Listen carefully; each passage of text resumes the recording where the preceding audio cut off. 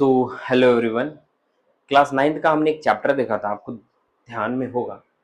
Chapter का नाम था मैटर्स इन आवर सराउंडिंग, जिसमें हमने पढ़ा था कि कितने तरह के मैटर्स थे। 5 तरह के मैटर्स थे, जिसमें कि हम मेनली 3 तरह का मैटर्स पे बात कर रहे थे। कौन कौन सा था? सॉलिड, लिक्विड और गैसेस।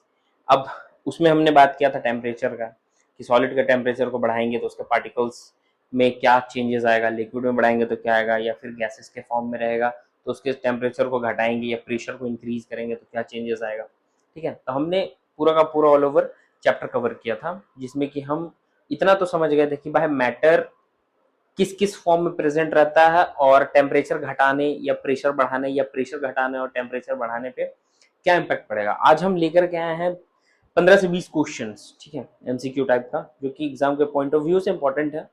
आप अगर इसको कर लोगे तो इससे ज्यादा बाहर एमसीक्यू में आएगा नहीं। ओके, सो स्टार्ट करते हैं।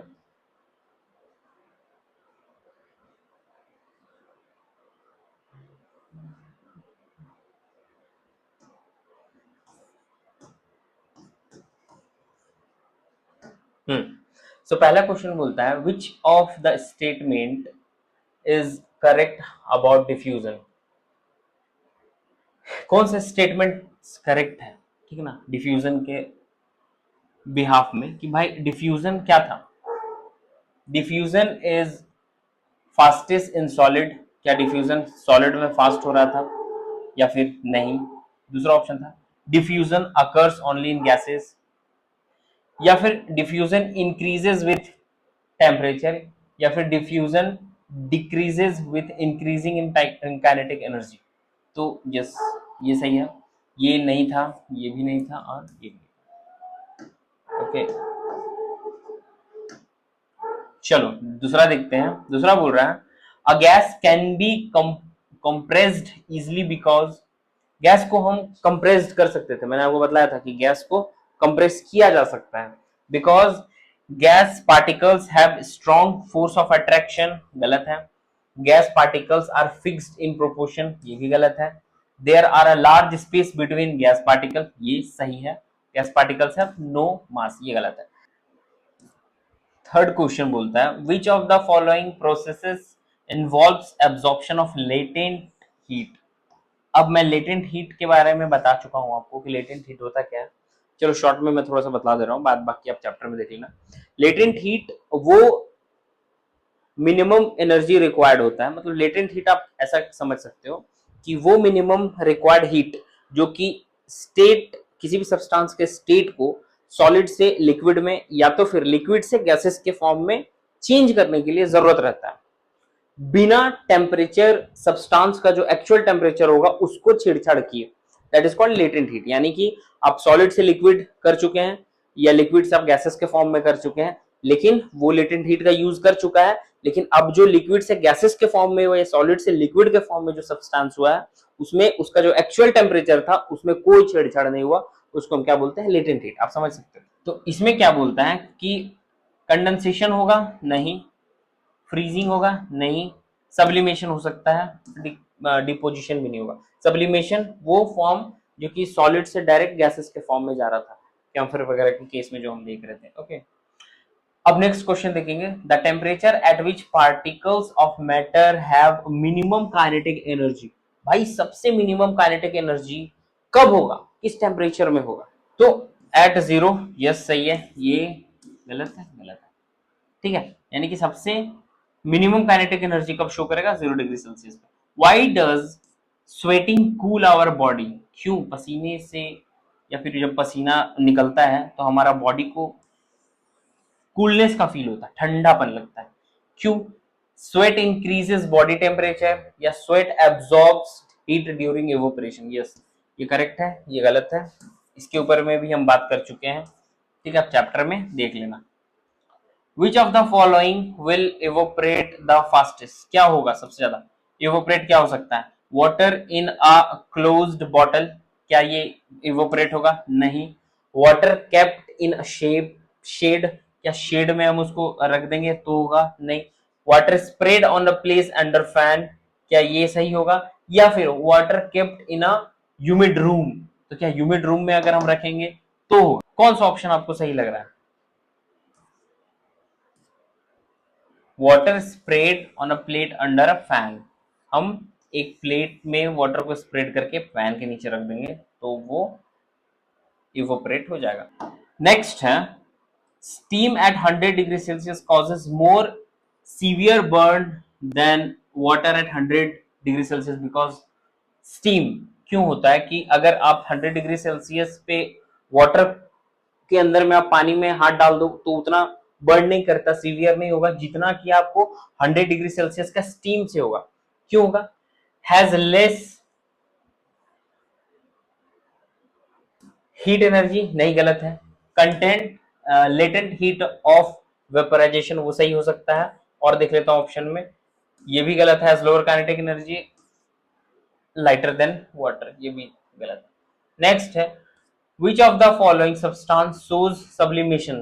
कैम्फर होगा, नेप्थलीन बॉल्स, ठीक है, यही तो दिख रहा है यहाँ साफ साफ। बाकी शुगर और सैंड ये सब तो होता नहीं। Ice at 0 degree Celsius more effective in cooling than water at 0 degree Celsius because A is cooler than water, क्या ठंडा होता है इसलिए, has no kinetic energy, या फिर absorb latent heat while melting, या फिर is heavier than water। इसमें से कौन सा हो सकता है? आइस जो है 0 डिग्री सेल्सियस पे more effective cool than 100 degree because of absorb latent heat while melting. Yes, ये सही है, करेक्ट। एब्जॉर्ब करता है लेटेंट हीट जब वो मेल्ट करता है उस टाइम, ठीक है। 10th में the boiling point of a liquid decreases at high altitudes because atmospheric pressure decreases, temperature become constant, या एटमॉस्फेरिक प्रेशर इंक्रीजेस, या फिर ह्यूमिडिटी इंक्रीजेस। क्या बोल रहा है, फिर से पढ़ लो। The boiling point of a liquid decreases, boiling point जो होगा वो लिक्विड का डिक्रीज करेगा at altitude because atmospheric pressure decreases, ये सही लग रहा है। एटमॉस्फेरिक प्रेशर इंक्रीजेस नहीं, ह्यूमिडिटी नहीं। चलो, सो ये था आपका 10 क्वेश्चन। नेक्स्ट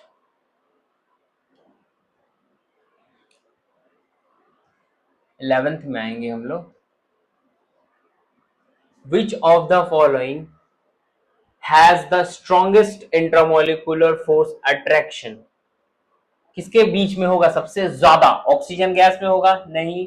वाटर में होगा? यस। स्टीम में होगा? नहीं। अच्छा सॉरी, यहाँ हम देखें नहीं, ऑप्शन एक और भी है। यस, ऑक्सीजन में नहीं, वाटर में नहीं, स्टीम में नहीं, आइस में होगा। सबसे ज्यादा हार्ड होगा, सॉलिड होगा, तो उसके बीच का जो इंटरमोलिकुलर फोर्स ऑफ अट्रैक्शन होगा वो सबसे ज्यादा होगा। 12th में ड्यूरिंग एवोपरेशन, एवोपरेशन के टाइम पे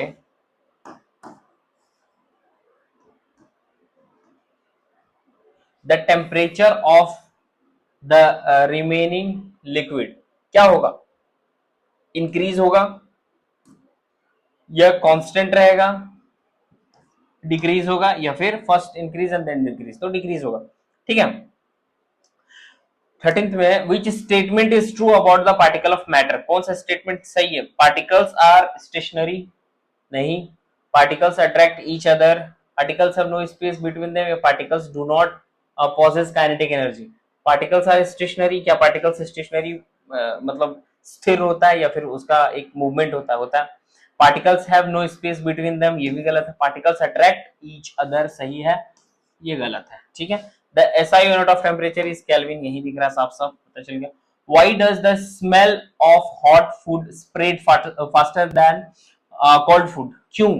क्योंकि diffusion become faster at a high temperature. Diffusion सबसे ज्यादा होगा, सबसे ज्यादा मॉलिक्यूल्स क्या होगा, स्प्रेड आउट होगा जब टेम्परेचर क्या होगा, ज्यादा रहेगा। Which condition increases the rate of evaporation the most? कब? Humidity, high humidity and low temperature पे, या low humidity and high wind speed, या फिर low surface area and high humidity? ये तो नहीं होगा। क्लोज कंटेनर एंड लो, इन दोनों में होगा। और इन दोनों में कौन सा सम होगा? हाई ह्यूमिडिटी, या तो ह्यूमिडिटी हाई होगा और लो टेम्परेचर होगा, तो नहीं, ये भी गलत है। कौन सा सही है? बी नंबर, लो ह्यूमिडिटी होगा और विंड स्पीड क्या होगा, हाई होगा। Okay. 17 What happened to the kinetic energy of particles when temperature decreases? क्या होगा kinetic energy का particles का kinetic energy जब temperature क्या करेगा डिक्रीज किया जाए, क्या होगा इंक्रीज करेगा डिक्रीज करेगा? भाई डिक्रीज करेगा, साफ साफ साफ साफ दिख रहा है डिक्रीज ही करता है, गिरता है तो ठीक है। Which of the following changes is the example of condensation? Condensation का कौन सा example है? Ice melting into water, water changes into steam, steam changes into water, या फिर dry ice? ये सही, steam change कर रहे हैं water के form में, this is called condensation। ठंडा करने के बाद कोई भी चीज को आप ठंडा करो तो वो क्या होगा, मतलब जो भी है ठंडा भाई वाटर वेपर के फॉर्म में, उसको ठंडा करो, कूल डाउन करो, टेम्परेचर लो करो तो वाटर के फॉर्म में चेंज होता है। At constant temperature gases can be liquefied by decreasing pressure, applying pressure, increasing या फिर हीटिंग कंटिन्यूअसली। ये गलत है, ये गलत, डिक्रीजिंग प्रेशर नहीं, सॉरी, अप्लाइंग प्रेशर, ये अप्लाइंग प्रेशर, अगर हम अप्लाई करते हैं प्रेशर पे तो टेम्परेचर लिक्विफाई कर सकते हैं, गैस के ऊपर में अगर हम प्रेशर को दें तो हम लिक्विफाई कर सकते हैं, ठीक है, मतलब लिक्विड के फॉर्म में हम ला सकते हैं। Why are liquids able to flow? क्यों होता है भाई? क्योंकि उसका मॉलिक्यूलर जो होता है इंटरमॉलिक्यूलर, वो क्या होता है, स्लाइड कर सकता है ना। यस, ये दिया हुआ, slide over then over and another. Okay, so ये था 20 क्वेश्चन। आई होप कि आपको समझ में आया हो। ये 30 नहीं है, इसको 20 कर लो। ओके, ये 20 क्वेश्चन, 20 चक्कर अलग बदल देता हूँ, 20 क्वेश्चन। ओके, आई होप कि आपको समझ में आया हो। और कीप प्रैक्टिसिंग भाई, आप जब तक प्रैक्टिस नहीं करोगे तब तक कोई फायदा नहीं है। और सारा बुक एक बार पूरा अच्छे से पढ़ लेना, बाकी चैप्टर तो हैं ही, ये पीडीएफ डाल दूंगा, तब तक स्टे ट्यून्ड, बाय बाय।